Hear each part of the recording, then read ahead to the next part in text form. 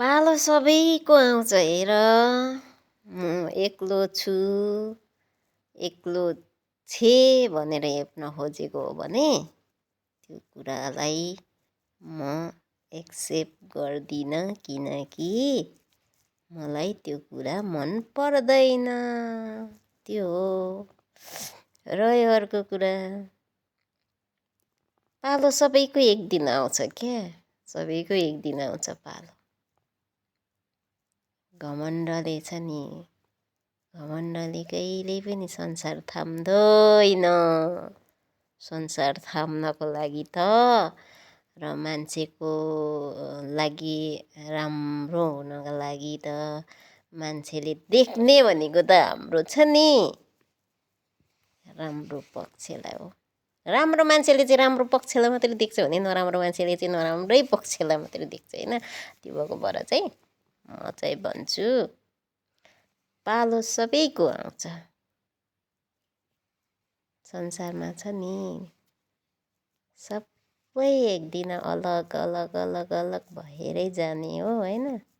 हुनसक्छ म अहिले एक्लो छु, मेरो साथमा कोही छैन भनेर हेपेको होला होइन।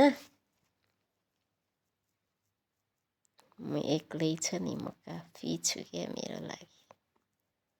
म कसैको आशमा, कसैको भरमा, कसैको डरमा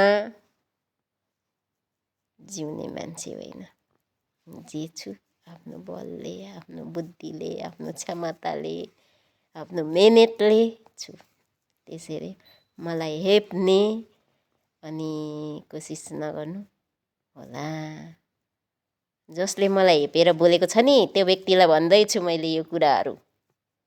नाम त म लिँदिनँ होइन, तर त्यो व्यक्तिलाई म भन्दै, त्यसले त अवश्य पनि अब देख्यो भने त हे यसले मलाई नै भनेको रहेछ भन्ने त हुन्छ त। त्यो भएर मलाई हेप्नुभन्दा अगाडि आफू कुन ठाउँमा छु त्यो कुराहरू सोच्नु जरुरी छ। सोच्नुहोस्। जन्मेको एक्लै हो, जाँदा पनि एक्लै जाने हो। बस केवल केही समयको लागि मात्रै हो यहाँ त, मतलब यो संसारमा रहनु भनेको। त्यही भएर घमण्ड के को लागि? के को लागि घमण्ड? घमण्ड के को लागि गर्ने के? रूपको घमण्ड के को लागि गर्ने? पैसाको घमण्ड के को लागि गर्ने? अरे यार मरेर जान्छ हो, एक दिन मरेर जान्छ। संसार छोडेर जानु छ यार, केही छैन लानु। त्यही भएर खुलेर जिउने हो।